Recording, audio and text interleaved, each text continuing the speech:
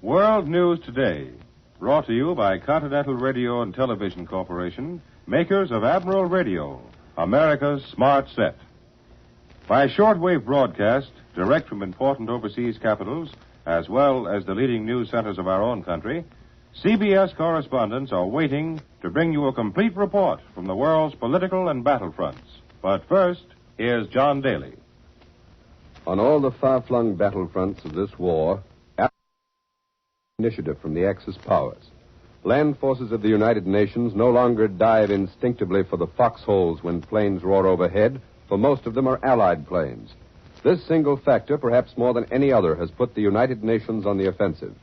In North Africa, in both Libya and Tunisia, the story of the fighting is principally the story of air fighting, of Allied planes methodically hammering at Axis supply ports and Axis supply lines. American bombers from Tunisia have made their first attack on the Axis-held area of Tripoli in Libya today. They bombed an airfield 10 miles west of the enemy base and scored direct hits. That pays back the British Eighth Army in Libya for some of the attacks it has been making on Axis bases in Tunisia. It also reveals again the cooperation between the Allied forces in the east and west. Both, of course, are working with a common objective, to drive the Axis from all North Africa, and first, to drive them from the air. Allied air power in the last few days also has won and is still winning important decisions in the Pacific. And for a report direct from that area, Admiral Radio takes you now to CBS Honolulu, Webley Edwards reporting.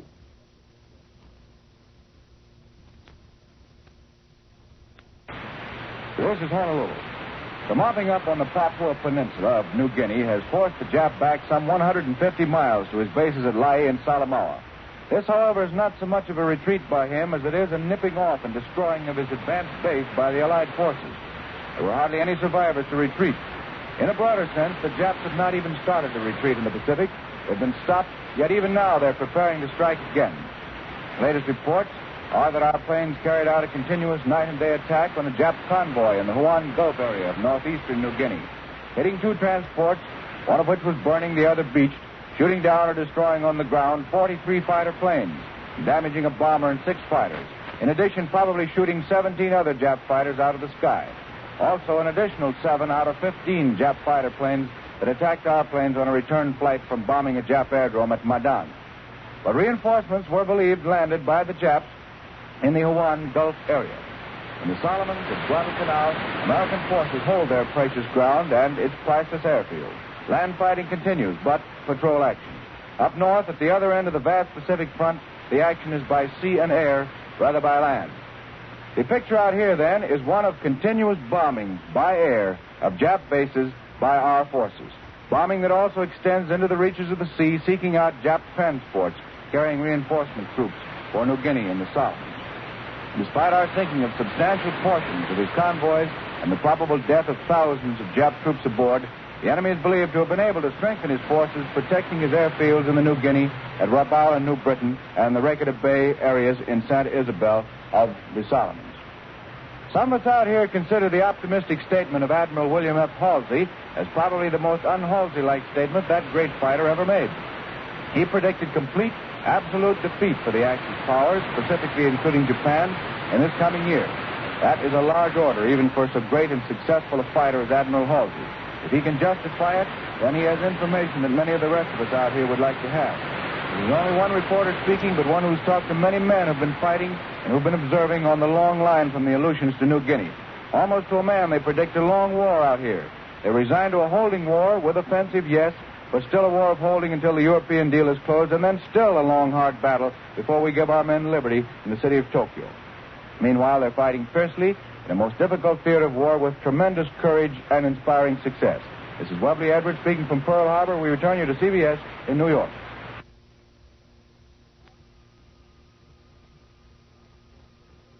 And now, before we get more reports from CBS correspondents abroad, here is Warren Sweeney with a word from Admiral Radio. Wherever America's fighting sons are serving, whether as advanced scouts on the desert wastes of Africa or as snipers in the foxholes of the Solomons, one ever-faithful friend is always at their side. That friend is their radio, built by Admiral. America's fighting sons spent many happy hours listening to their Admiral radio in the living room back home. Now they find it's an Admiral-built radio that fights with them on the field of battle. And the meeting of so dependable an old friend out there is a heartwarming experience. Knowing this, knowing the confidence these fighting men have in Admiral, inspires every worker in Admiral's two great plants with a desire to produce the best radio equipment possible as fast as possible. And all they produce goes to help America's armed services attain victory. When victory is won, Admiral will again build fine radios and radio phonograph combinations for home use, and thus serve these fighting sons a third time. For as victors, they will want to take into their own homes the familiar friend of pre-war days, the dependable partner of the battlefield, a radio built by Admiral, the only radio known as America's Smart Set. Now, here again is John Daly. And now, across the Atlantic for the news of European developments, Admiral Radio turns now to CBS London. Bob Trout reporting. In London, for some weeks, war correspondents who specialize in reporting air operations have been arguing about the absence of an all-out air offensive against the Germans on the continent during the past 2 months. Some say the comparative lull has been due to Allied operations on other fronts, which required planes that would otherwise have gone to Royal Air Force's Bomber Command on this island. Others insist it's just been the weather. But the lull has been only comparative. Last night's Royal Air Force attack on targets in the German city of Essen was the 5th raid on the Ruhr in 7 nights. 7 bombers are missing from this raid and mine-laying operations. The Air Ministry says good results from the British 4,000-pound bombs were seen at Essen. The weather over the targets was clear last night. While we cannot give weather details in wartime, everyone knows that Britain's weather has little in common with the weather in many American areas where new United States Army pilots are taught to fly. British fogs and rain are as much of a military factor as Tunisia's mud. Today, the London Sunday Express's columnist, Nat Gubbins, says only the British could survive food and fuel rationing and a wet northeast wind. The Huns, he says, might stand 2 winters in Russia, but I doubt if they'd stand 1 in England. Today's German High Command communique was read with some interest in London, where it was noticed that the German communique today speaks of the German garrison at Veliki Luki heroically resisting strong Russian attacks. For days, the Germans have been keeping up the pretense that they still hold Veliki Luki, possibly counting on recapturing this strong point and then claiming that they had never lost it. Perhaps that word heroically in today's communique means the German High Command is losing hope of recapturing Veliki Luki. For the last time a German communique spoke of Germans fighting heroically was in making a half-hearted admission of the Russian breakthrough on the Middle Don front. Also, in today's German communique, all the fighting on what the German High Command yesterday so vaguely described as the Don region and between the Don and the Caucasus is now described as the defense battle in the south. This is said to be going on with unabated violence, all Russian attacks having been repelled. Britain's Home Secretary, Herbert Morrison, today made a speech at Newcastle dealing with the post-war future of the British Commonwealth. I want it to last, he said, not because it's British, but because it's good and will be better yet. Without it, the world would lose a great factor of stability and progress just when those things are most needed. Mr. Morrison said, it's not enough for our friends or critics abroad to pay lip service to the self-governing empire. It's necessary that they understand it. Other people may think there must be a catch in it somewhere. Well, there is no catch. The freedom and independence of the dominions are real. The proof is Eire, Southern Ireland, which decided to stay out of the war and was left free to do so to the great hurt of the empire's cause and with little advantage to her reputation. Britain's Home Secretary had something to say about worldwide peace and worldwide security, not just freedom from want and freedom from fear in Britain alone. And he had a good deal to say about the future of the empire's colonies, those territories which have not yet attained the status of dominions. It's impossible to cover, in this report, the points which Herbert Morrison covered or touched on.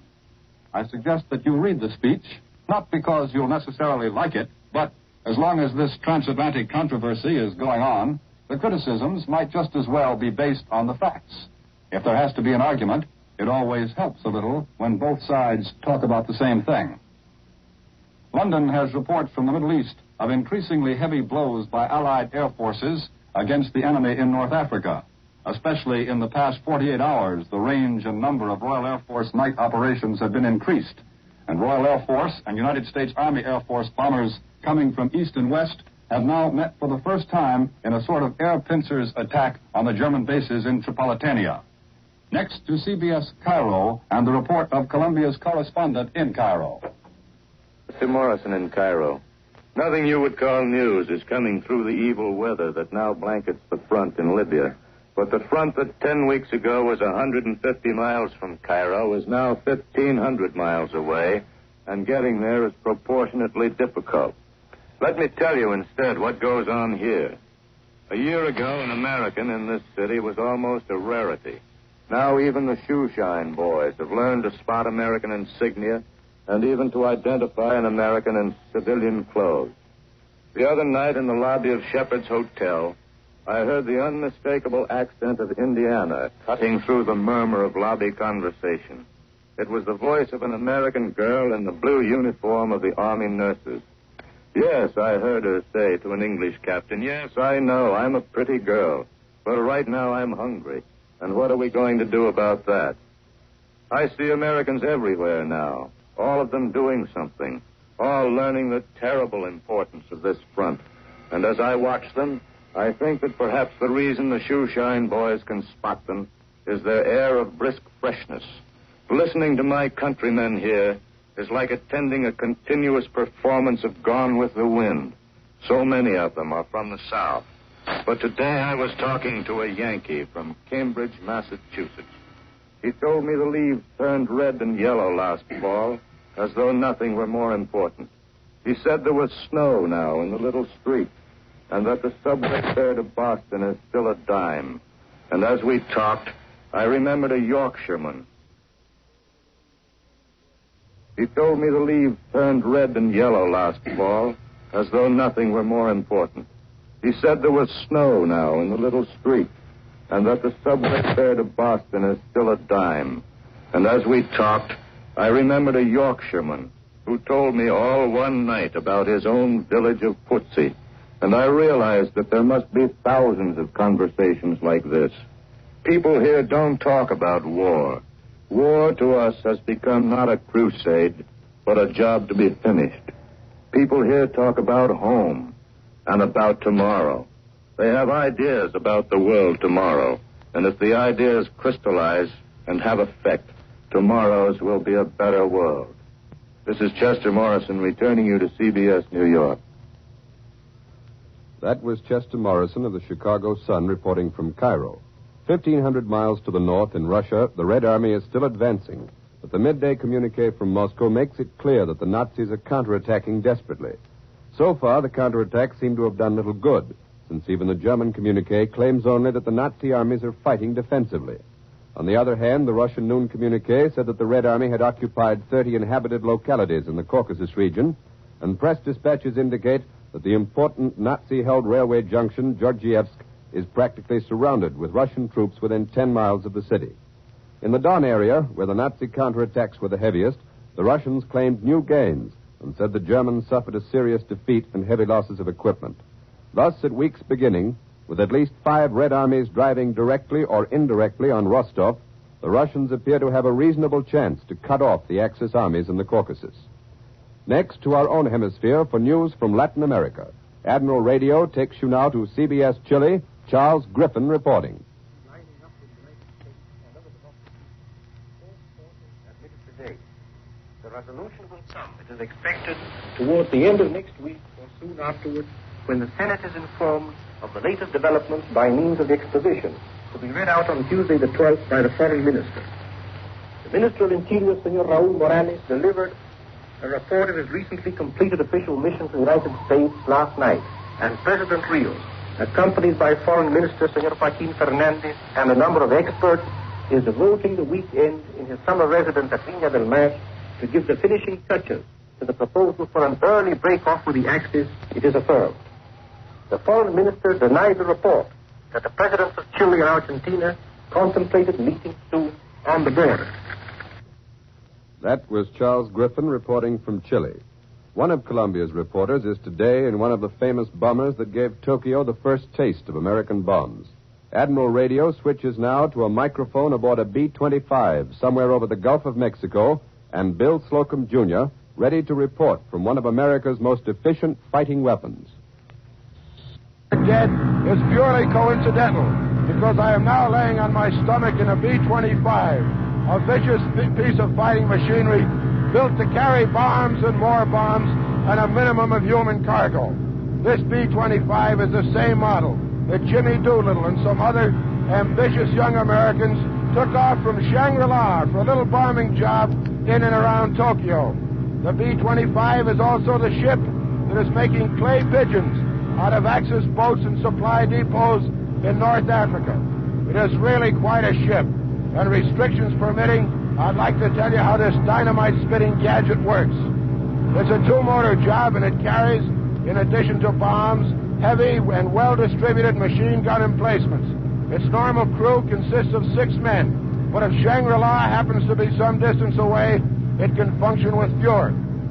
At the controls of this B-25 is Lieutenant J.B. Richard of Great Neck, Long Island, a schoolmate of mine and once something of the town's problem child.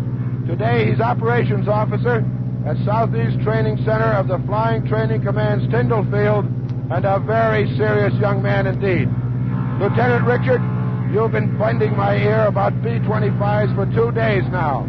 Would you repeat some of that briefly for the listeners? The B-25 is a great bombing instrument because it's capable of carrying a heavy load and still move fast enough to keep fighter planes at a respectful distance. There's plenty of machine gun protection, too. It's a trifle hot when she lands, but if you tend to your business, you won't have much trouble getting her in.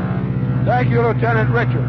A little hot is pilot's terminology for a plane that lands with great speed, and the B-25 does that, just as it does everything else, with high speed. The B-25 is a big airplane, although it is called a medium bomber. It permits its crew all the freedom of movement they would have, all 6 of them in a telephone booth. It is a compact instrument of war, and unless you want to wriggle along in your stomach, you stay put once you get in. Before me are a pilot and a co-pilot. In front of them, down in the nose, is the bombardier. Behind me, sitting on a tiny stool, is a navigator, and next to him, a very grim young man who handles a very potent piece of machine gun gear. There's another gun farther back. There are gadgets everywhere. I can't tell you much about them because A, I don't know anything about them, and B, I wouldn't be let talk about them if I knew. But I do know American ingenuity has poured steel, aluminum, cloth, and dynamite into a piece of fighting machinery which, when mixed with the courage and brains of American airmen, should go a long way toward shortening up this war. And Tokyo air wardens will be unhappy to learn that we are not faced with any shortage of B-25s at the moment. I return you to CBS in New York and John Daly. Now, for the news at home, Admiral Radio takes you next to CBS Washington, Lee White reporting. Washington this week has come to a sort of turning point. Except for the rumpus over Ed Flynn's hopes of becoming a diplomat after resigning as chairman of the Democratic National Committee, there's no immediate cause for bickering between the administration and its opponents. There's the question of post-war planning, of course. In his speech last Wednesday, the president said he thought it within the realm of possibility that the 78th Congress would be called upon to formulate a peace. Yesterday, the dominant isolationist member of the Senate Foreign Relations Committee, Mr. Nye, said he thought the New Deal's peace plans were doomed to failure, just as were those of Wilson. But he added that he and his Republican colleagues would have no objection to discussing peace plans calmly with their Democratic opponents, even while the war is going on. In Congress last Wednesday, I watched the reactions of certain legislators to Mr. Roosevelt's speech. Hamilton Fish and Arthur Vandenberg never once applauded, even when except when Mr. Roosevelt left the House. But Gerald Nye applauded every time the president mentioned disarmament or peace, except on one occasion when the phrase was durable peace. In general, the president's speech was well received, though the applause, I noticed, was rather milder from the Republican wing than those who heard the speech over the radio may have thought. Even Republicans, however, accepted the speech as a conciliatory gesture on the part of Mr. Roosevelt. And it was conciliatory, except on one specific point: expansion of Social Security after the war. Here the president, in saying, "I dissent," made it very clear that in the 2 years remaining to the administration, he would do everything in his power to impress on Congress what he considers its obligation to our fighting men, to assure them of the third freedom, freedom from want, by means of permanent unemployment insurance and free hospital and medical care for those who require it. At his White House conference on Friday, the president was asked if he anticipated much debate on Senator Wagner's pending Social Security bill. He said he didn't, and explained that he felt the differences at the moment are based on methods of attaining Social Security rather than the principle that Social Security is a good and necessary thing. Tomorrow, the Congress will receive the president's budget message for the fiscal year beginning on the 1st of next July. Mr. Roosevelt is expected to request appropriations of more than $100 billion, mostly for war expenditures, and Congress is expected to give his text a very critical appraisal. Most of our legislators are dead set against spending a cent more than is necessary, even for airplanes. But our legislators are not expected to quibble over the direct costs of the war. They may argue over some of the president's views, for his budget message is expected to be couched in far more specific, stronger terminology than his address on the state of the nation. But they won't even have much of an opportunity to fight over income taxes, for the president has anticipated their temper and has already gone on record in favor of pay-as-you-go. Though he still supports Mr. Morgenthau and others at the Treasury in their opposition to the Rummel Plan, so-called, neither he nor Mr. Morgenthau any longer oppose pay-as-you-go in principle. So it's almost certain that Congress will shortly pass the Rummel Plan or something very like it, no matter what it's called, and with a very substantial majority. There will be very little debate in Congress. But one thing people ought to understand is this: pay-as-you-go isn't going to save anybody any money. It will merely ensure that taxes are paid on time. A Navy communique just released announces 2 more raids on the Japanese airfield at Munda on New Georgia Island, but apparently with no great results. We now return you to CBS in New York.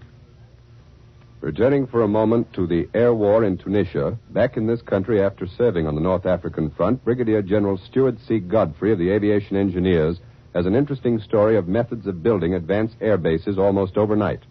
Godfrey says when it became necessary to establish advanced bases to support the action in Tunisia, a call was put in for airborne engineers. With their equipment, they were flown in cargo planes to points as close as possible to the selected sites. Within 3 days, flying fortresses were taking off from the first base, and a second base was completed on the next day. And now, Warren Sweeney with a word from Admiral Radio. As you know, point rationing will soon go into effect. The government is doing much to help you understand how it works, giving you daily information by means of radio programs. All you need do is listen, and, of course, keep your radio in good operating order. This last is a job which had better be turned over to your Admiral dealer. It's almost impossible to buy a new radio, and even some parts are difficult to replace these days. So don't let an inexperienced person service a radio you own. Your Admiral dealer can put almost any set in perfect condition, quickly and economically, because he has the right tools, the facilities, and years of experience.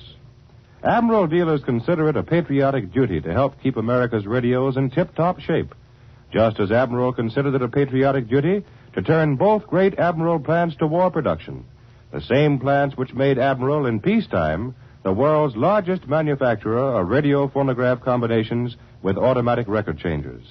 So call your Admiral dealer for radio service.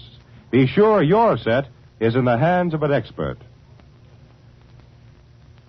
When you buy war bonds and stamps, you're protecting your future in 2 ways. First, war bonds and stamps ensure the freedoms and liberties American citizens have always enjoyed. Second, you're saving for a rainy day or for the luxuries you'll be able to have after victory is won. For logical reasons, invest 10% of your earnings in U.S. war bonds and stamps.